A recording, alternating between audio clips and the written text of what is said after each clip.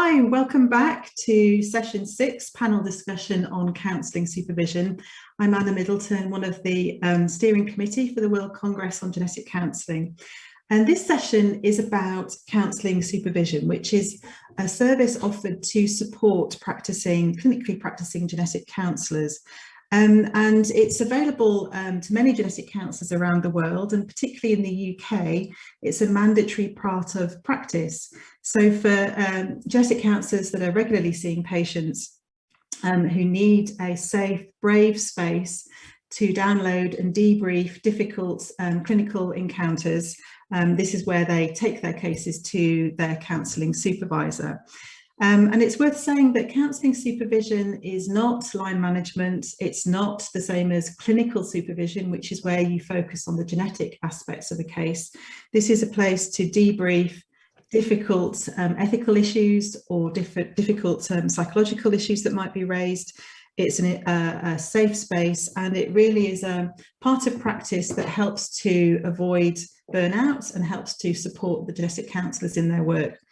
And so I'm really delighted to say that we have two experienced counselling supervisors joining us, and they're going to talk about their practice in the UK. So we have Mark, who works with the genetic counsellors in Aberdeen, and Liz, who works with the genetic counsellors in Wales.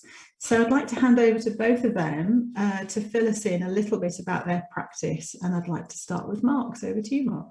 Okay, thank you, Anna. And thanks for inviting me to be part of this. So my name is Mark Luff. I work, as Anna was saying, in Aberdeen, in northeast Scotland.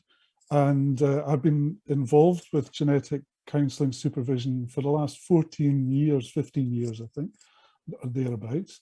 And that was a very new piece for me, but I come into this as a psychotherapist working in private practice, and I do supervision with other practitioners generally.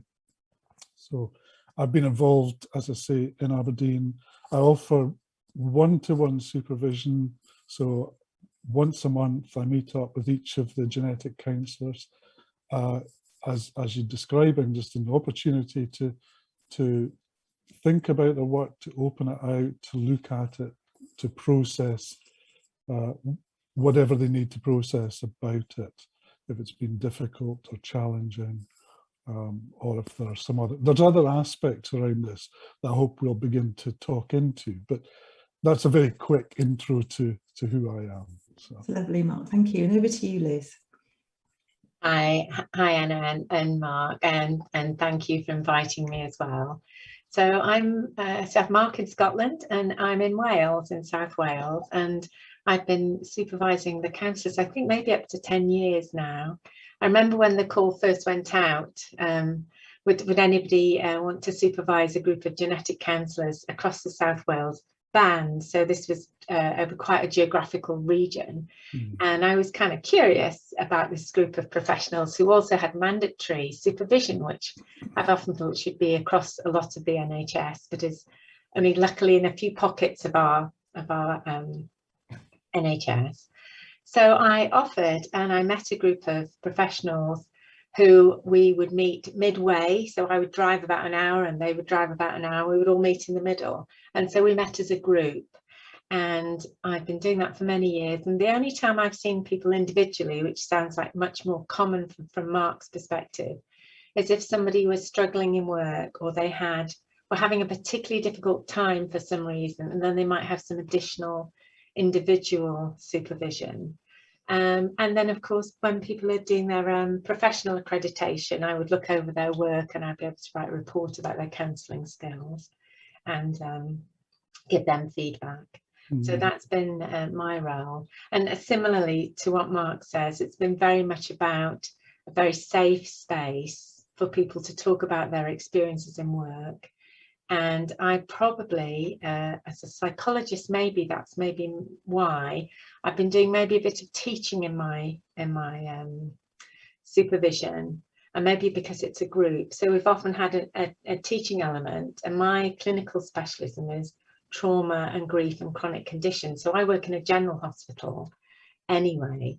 And so I think what's happened is we've kind of, over the years, to keep the supervision fresh as well, we've added some teaching Mm. Oh, that's interesting. So can counsellors bring cases as well, or do you do a mixture of them bringing cases and you doing some teaching, or how do you structure it? Yeah, it's very free flowing, and I'd be interested in what Mark says about here. So normally at the beginning of our time together, we would have 2 hours. At the beginning of our time together, we would choose how we were going to. We would make an agenda. I would check in with who's got something like what we would call a burning issue, something that's really somebody's been waiting to bring and talk about. And often the team know the issue because they talk to each other. And we would timetable that in, and then we might from that supervision decide there's a teaching that they wouldn't mind to know a little bit more about, say what it might be like for people who get a shocking bad news, what happens neurologically when you go into shock. So I might then bring that as a teaching session, or we might talk about grief, what happens when we grieve, what might they be seeing with their clients in the room, so they feel they really know what's happening. But it's usually led by them, to be honest. I feel like their servant there to support them, and I follow what they need. And I've had a brilliant group of professionals to work with, so I've been very, very lucky. It's been a really amazing experience. And Mark, in your sessions, how are the decisions made about what is discussed? Well, I think it's actually very similar to what Liz has just described.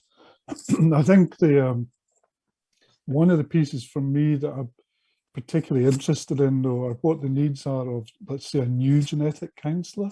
Because a new genetic counsellor coming into practice, having maybe come off an MSc programme, their needs are very different to that of a more established practitioner. And so I think, if I'm working with someone who's, as I say, newer, I will be more active in structuring with the individual. There's probably more focus around case discussion and how they're managing, just finding their way into conducting sessions, how they feel about it when things don't quite work out, as they inevitably do. But and as people become more used to doing this, because I think all of us need to learn how to use supervision. It's not something that typically we do. I think Liz was saying it's not that common within health professions, actually. And so folks need time to get used to what is this thing we're doing. Can be a bit intimidating.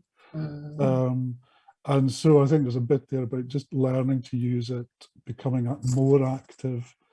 And then I think very similar to what Liz is describing, I would seek to be guided by the individual in terms of what they need at that point in their practice and their journey through practice. Unless there was something really shouting out at me, I think there's something here we need to talk about and think about. But typically I'm more interested in following the individual, their need and their own path through this, because I think that's more beneficial and so on. So you mentioned the more junior genetic counsellors and the pre-registration genetic counsellors, and as part of their registration portfolio, they need to record video consultations and bring them to you. Could you describe a little something about that experience from your perspective? So starting with Mark. Yeah, this is it's always an interesting piece, because I think it can feel incredibly intimidating. And I remember from my own, training program, being pretty much terrified to expose the dreadful work that I thought I was doing and all that good stuff. And so I think for me, it's an important part of the registration piece, actually. And I try and encourage counsellors to begin to do it, and just to work with recording, whether it's audio recording or video recording, so that they can acclimatise to it a little bit and feel more relaxed. I would like to see a little bit more. I would actually encourage more of it than than happens at the moment. Not right through necessarily, but certainly in those early stages, because I think the learning is incredibly rich. From, you know, because there's always a gap between what we think we're doing and what we're actually doing.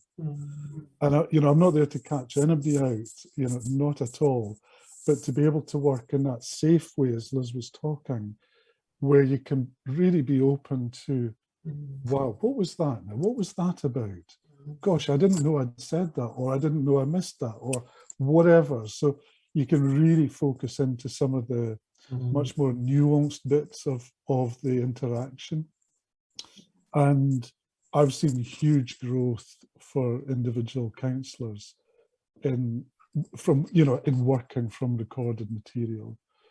It's been really lovely at times to see folk grow as a consequence of it. So I think it's a very valuable part of the registration process, from my point of view anyway. So I'm interested to hear about you, Liz. Liz, what are your thoughts? I suppose I've only recently had some very newly qualified genetic counsellors to support. So my experience of the registration is experienced people who've been doing it later in some mechanisms. So my experience has been watching people work has been incredibly helpful for me to see what's really happening and how genetic counselling differs from counselling. Because there is a lot of counselling in the work, but there is also the delivery of scientific information, and there has to be delivered in a way that somebody can understand.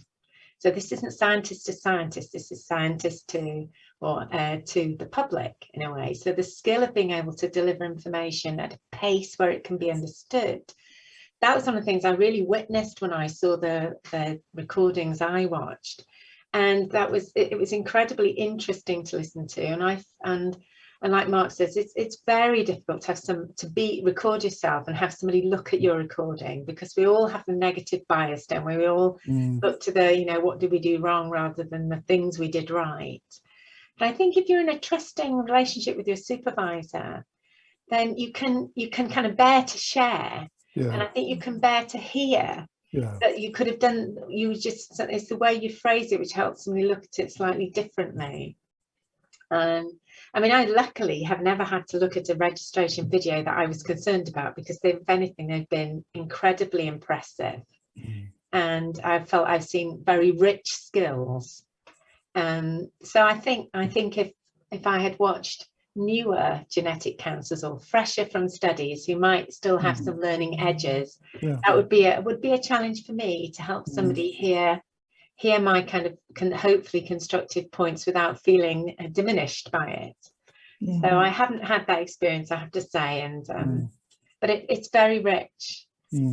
But it is terrifying. I mean, Mark and myself probably have been recorded many times. Absolutely. And it's difficult. Oh, it is. It's worth it if you can kind of overcome your kind of embarrassment, your self-consciousness. It's so worth it. Well, it is. I mean, from my own experience, I won't say too much, but I remember going into my own supervision saying to the supervisor, I think this is a terrible piece of work. And after we listened to it, she said, that's brilliant. That's lovely. And then other times feeling all great about it and saying, hey, listen to this, look at this. I'm just saying, what are you doing? I'm being a wee bit playful with that. But it's that piece of the unexpected, there's, we carry so many distorted messages about ourselves in terms of how we are, who we are, and all of that. And I think, this is, as you say, when it's safe enough, it's a place, it's really a place to learn and to grow from it. And that's really what I'm interested in, is that's right. People growing and continuing to grow, because I think the needs of a more established practitioner they're different, but they're just as important. Yeah, they're very different in that I think it's more about sustaining your own well-being as well, in the face of maybe delivering repeated bad news or ambiguous news or uncertainty. Delivering uncertainty to somebody has a huge psychological burden. Yes. And so I think the experienced professionals do need a different kind of supervision, and it's lovely if you can deliver both. Yes, absolutely. Yeah, I was thinking actually that for me is key to this. You know, our adaptability, our flexibility is an important part of helping practitioners develop their own adaptability and flexibility. You know, because what you were saying about having some very complicated technical things to think about and talk about alongside an exploration of what does that mean for you in your life at this point is a really complex task. And I think for me, I've been really interested as I've grown into the role to think about and ask the genetic counsellors, you know, how much do people need to understand? You know, what actually is critical to understand from a technical point of view so that they can make informed decisions? Because I think it's just a difficult balance to be made in there, but how much, too little. We were talking about that in an earlier session about often when you start in your career as a genetic counsellor and you're full of genetic knowledge and Yes. you have increasing need to sort of try and explain as much as you possibly can about the science and the meaning of the science. And that might possibly be covering a slight uncertainty or vulnerability about holding the emotional stuff that's going on in the room. And the more experience you get, the more able you are to just let some of that science go and just focus in the moment on what the psychological issues are. Can you say something about, one of the reasons for counselling supervision being mandatory is to help support the profession and avoid burnout. Can you say something about how counselling supervision does that? How does it protect counsellors from burnout? Do you want to say, Liz? Okay. I suppose I'm a counselling psychologist, and I also have about 9 or 10 counselling placement students of me, people at the beginning of their careers, and you do see that kind of fresh, passionate energy that arrives when you first begin your career, whether you're a genetic counsellor or not. And I think, and I love to see that, but what I notice with people who are very experienced is that often the expectation of them is higher, and the requirement for them to have supervision would be deemed as being less important because they're so experienced. But in genetic counselling, my sense is that the emotional burden of the work is easy to underestimate. And in a position where you have a day where you're delivering difficult news and explaining difficult concepts potentially that would make any of us with any empathic qualities feel sad and you know, just feel sad that you're having to tell people really tough news. Now, if you imagine that sadness landing on you, I don't know, 5 times a day, 4 times a day, 5 times a day, 5 days a week, what you have then is a kind of an empathic connection to a lot of suffering. And as I work in a hospital with a group of placement students who work with cancer students, cancer patients and cardiac patients and gastroenterology, lots of people having lots of different problems and painful things. We all of us need to be able to pace ourselves and to find a way to live, to manage being immersed in painful things all day. So it's very individual how people do that, but the recognition that it's important is held in every session of mine. You know, how are we, and in that kind of pot of suffering we're listening to, or whereabouts are we? Are we full up? Are we half full? Are we feeling there's loads of space here and capacity? So it's really about reflecting where you are and slowing down and being present with yourself and trusting you can talk about if you're a bit full up. And that the emotional release in supervision, if it happens, is normal. Somebody's eyes fill up, that's fine, because it's a healthy response to a lot of difficult material. So I think it's about pacing yourself and always having that chance to kind of reflect and then maybe dispel some of the difficulty just by sharing with one another. So kind of, I Yeah. suppose that's my, sorry, it's a long answer there. No, I think I thought it was a very full answer, Liz, and I don't need to add to what you've said, other than maybe just saying that I think it's a very important part too of what supervision is there to provide. And I think the one thing I would add would be, I'm very conscious that working within a genetic centre, that's within a medicalised institution, and I don't think well-being is necessarily well held for the people who work in these settings. There's been a long-standing culture, I would say, of denying those needs. So I think there's something very important in what we do in the time that we have, but it also encourages the importance of that, so that that awareness goes back into the system a bit, I think, and is carried so that people can do that for each other and within each other within the centre to some extent. I mean, I know that this may be limited, but I'm very conscious of the context within which people are operating, and how difficult that is to be open to vulnerability at times, for instance. Yeah. And to remain compassionate and not have compassion fatigue. Yeah, absolutely. Absolutely. Yeah.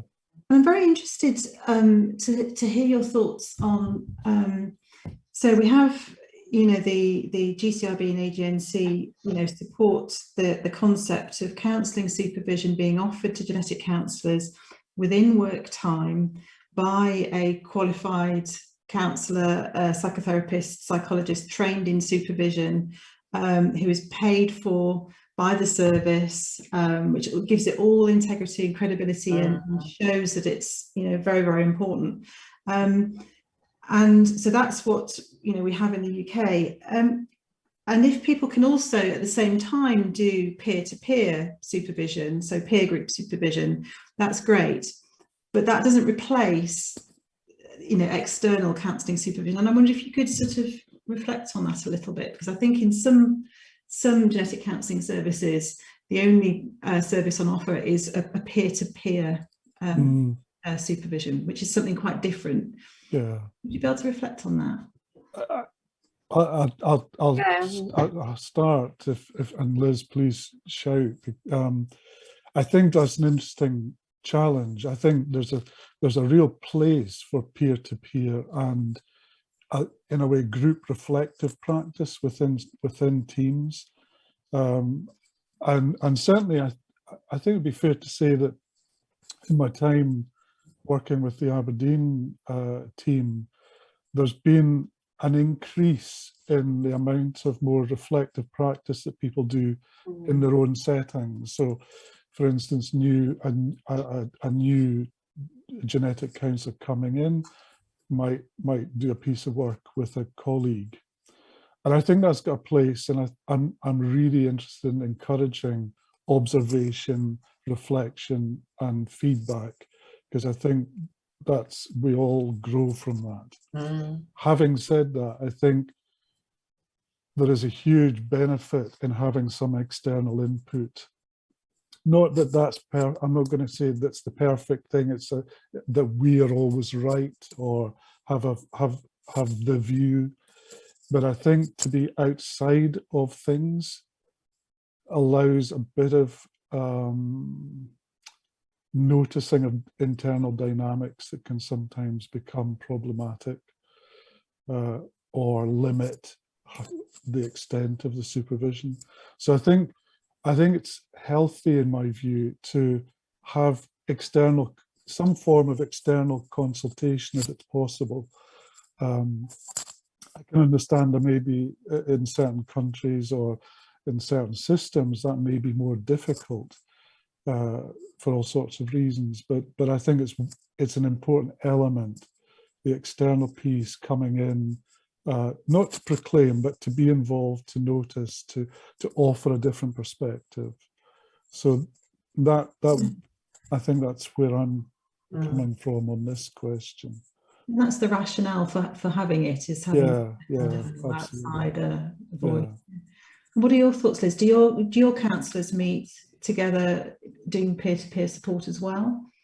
I'm not sure if it's formal. I mean, the team I've been supervising are really cohesive, incredibly supportive individuals to one another. They're, you know, quite remarkable really as a group, as a team of professionals. But I think, and so I mean, I think a lot of what you might call peer supervision happens in the kitchen Yeah. while the kettle's boiling. And we all do that to some extent. We might just need to offload or just kind of check in about something, or did I do this right? Oh God, I've just had this big experience, or and I think that's really part and parcel of all of us looking after each other in whichever team or area we work in. But peer supervision, I think, for me, would need to be fairly formal. I think if you really want to get the best of it, you've really got to make it a bit formal. So it is booked in the diary. It's non-negotiable. You don't, you know, it's as highly regarded as the external. Because when in these busy working days, how often do we cancel stuff that's about looking after ourselves because we have to do something else, a difficult letter or speak to a consultant or whatever it is. So I think you can make peer supervision better by having a kind of frame to it, so that you both work, it might even be a group, I suppose, to a certain format whereby you're kind of formalizing it a little bit. So the chat stuff is in the informal corridors, kettle boiling, end of day, car park, stuff that you might just need to say, but peer supervision should have, to really get the best of it, I would encourage any group to really have a look at a way of formalizing it a little bit, so that you've got a format that I think could upskill you a bit more. There's something about talking to an external person that just, when you have to explain it to somebody who's not the same profession as you, it's really interesting how you hear yourself and how you notice something. And they're the nuanced parts of the work that's really helpful. Yeah. And so for those genetic counsellors around the world who don't yet have access to supervision, and this is where we were 20 years ago in the UK, and I remember that time when I was in clinical practice, having to justify and make the case for it, and it was difficult. And I think part of the reason why the Genetic Counselling Registration Board wanted to make it mandatory was that if it's mandatory, then you have to somehow make it happen. And you have a piece of paper, you can go to your line manager or your boss or the head of department saying, we have to have this in order to be registered and to maintain our registration. Have you come across any battles that your own counsellors have had in order to get access to you, or to enable you to, you know, work with them? I have to say no, actually. I mean, when I said, you know, I've been around 14, 15 years, I was invited by the then group of genetic counsellors who were saying, well, you know, the profession is talking about supervision and, you know, we're interested to find it. And I'd been working with the fertility clinic as well, so they'd heard about me. And that gave them an in. So actually, I have to say, I was very quickly invited in, and the service, you know, those who head up the service have always been very, very affirming of the need for supervision. So they got it. They they did. Yeah, and I was invited to talk to the wider group of genetic counsellors and consultants. That's a wee while ago now, but you know, about what is this thing called supervision, and you know, is it different to what we do, and you know, those kind of things. So there's been learning along the way, but I have to say, certainly my experience has been very positive and welcoming. So you know, so the counsellors didn't have to fight to make a point to, well, that's great. So the path had been set already. Were there any difficulties for your team, Liz, in getting access to you? No, I don't. I mean, I think they had difficulty recruiting originally. But actually, I think it comes down to really good management, I have to say. And I think management don't always get the credit they deserve. But certainly in the area of the world where I am supervising, managers have been absolutely adamant that their genetic counsellors have supervision. And so it's been led from the top. So I would say my team have been very lucky to have a good manager. Mm. I know certainly, so it's quite a while since I've been practicing clinically, but when I joined the Cambridge Genetic Counselling Service, there wasn't any supervision in place then. And I'd come from Leeds, where I'd had really amazing counselling supervision. And I remember going to my line manager and saying, we have to have this. And, you know, saying, well, it's a nice to have, it's not essential. And I remember sort of saying, well, how can we make the case? And so we were looking at time, you know, amount of time that people were taking off work with stress and with burnout, and saying, look, this is costing the department a lot of money, and time and resources, and also people's health. Can we try and put an intervention in place to see if that can help? And then that's how we made the pitch right, well done, and then got the funding, and then it sort of snowballed from there, and then it's improved, you know, working, you know, for the staff. But it's very difficult, and I think, you know, if you've come from a system where you've had that support around you, it's great, it seems an absolute given, and why would you not have it? It's an absolute pivotal part of work. But if you've got to make the case, it's really tricky, isn't it? I think I mean, I was involved in some research a few years ago with clinical nurse specialists in diabetes, and there's a very incredible group of professionals as well who deal with a lot of difficult things, and we were trying to get supervision up and running for them, but they couldn't often make it because they were caught up on the wards, they were too busy. And like you say, if it isn't mandatory, it is the first thing that people will, you know, wipe out their diary. Yeah, because they're busy or some other pressure is upon you. So it really has to be mandatory in order for you to really gain the benefit of it, I think. Yes, I agree. Yeah. So we've got some lovely questions coming in. There's one here from Samantha Rojas. So she's talking about any advice for newbies on how to more quickly build our confidence in our counselling skills. Traditional context, counselling supervision is not readily available to me, although peer counselling is. So she's asking for advice. How do you build your confidence in your counselling skills? That's a lovely question. I suppose the immediate thought I've got would be, if I heard that right, so peer counselling is available. Right. So that would be genetic counselling. Yeah, and I think maybe my thought would be to do some recorded work. Now again, I think that needs to be structured in order to make it a safe and a helpful process. So there does need to be thought given to how you would set that up and frame it, you know, in a peer context.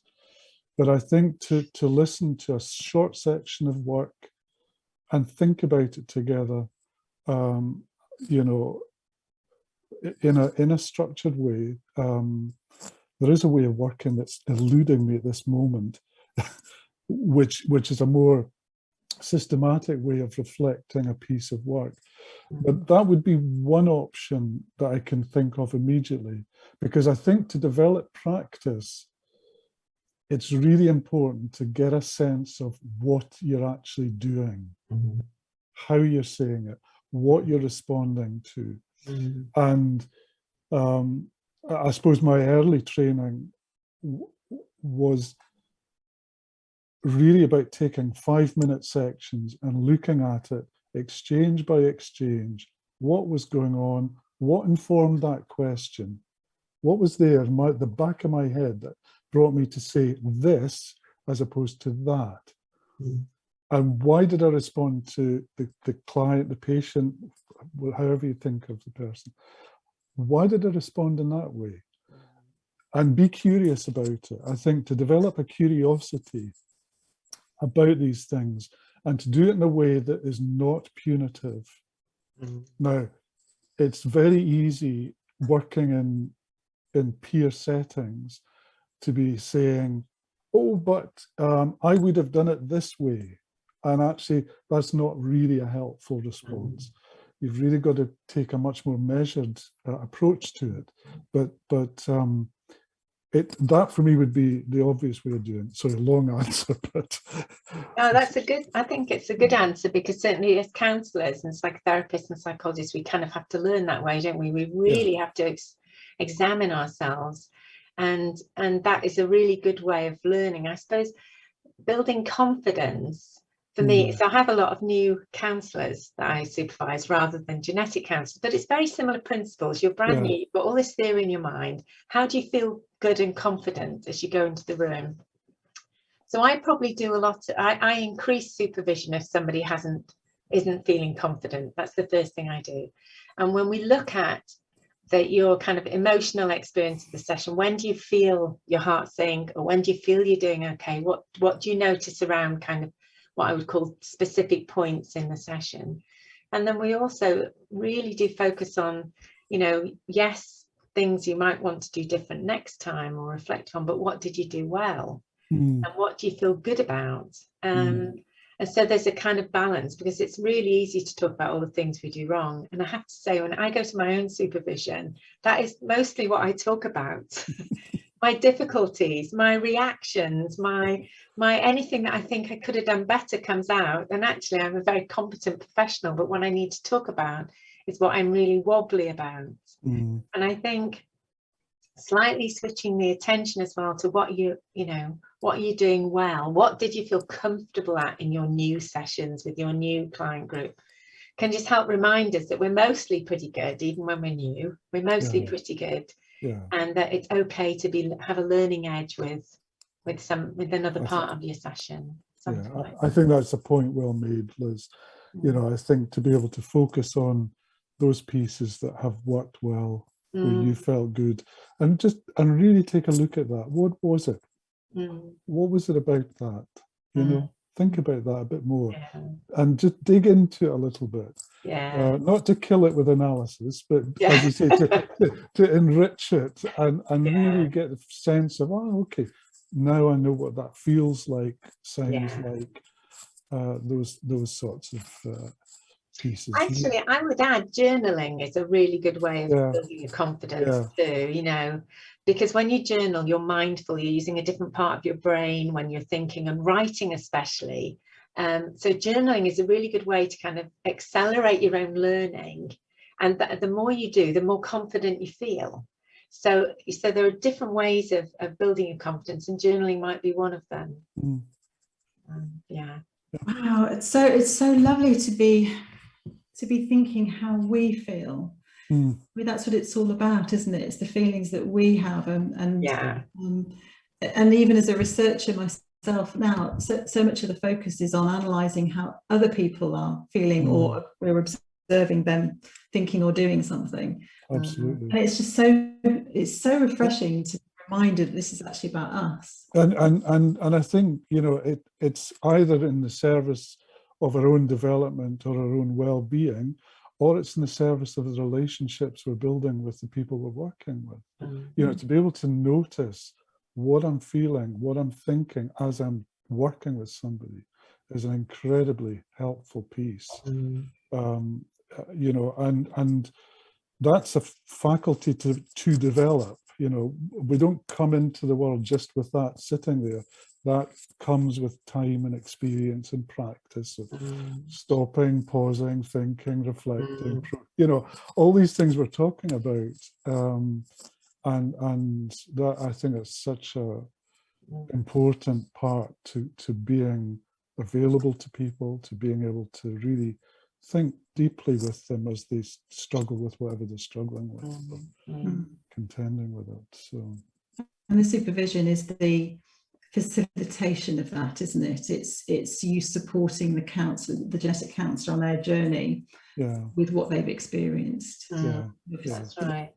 And I think the learning spreads out into your life as well. When you learn something about yourself, so you learn about maybe you react a particular way to a certain type of presentation, or one of the certain stories that you have to work with, a certain type of genetic condition, maybe you have a particular reaction to that, and it's about you learn about yourself, and that spreads into your whole life, not just your working life, and that's important.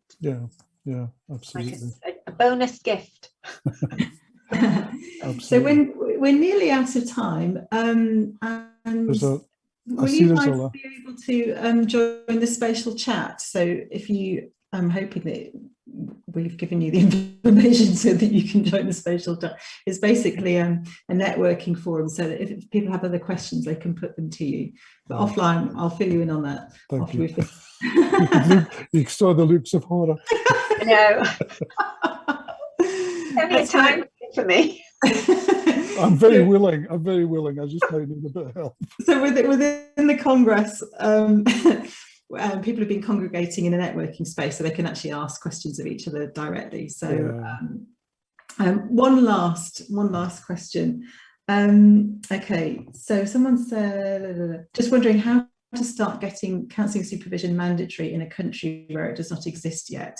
Well, I suppose I might be able to answer that, in that I think if you have a registration process or a certification process and a board that oversees that, that is your route to getting supervision as a mandatory part of both training and registration, and also practice. Because if you cannot practice without it, and the board tells you that you can't practice without it, then you have to get it. That's the way that you can you know, say to your employers, I can't, you know, be employed by you as a registered genetic counsellor without this. This is part of my practice. So I think the professional bodies and the professional boards is the way to go.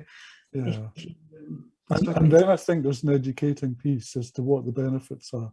You know, absolutely. Yeah, I think also for new genetic counsellors into the profession, that's, you know, and also new counsellors who are joining new supervisors who are joining the genetic counselling profession as well, as a big sort of education piece that we should perhaps do about explaining what it actually is. Yeah, and absolutely. why and what it does. Yeah.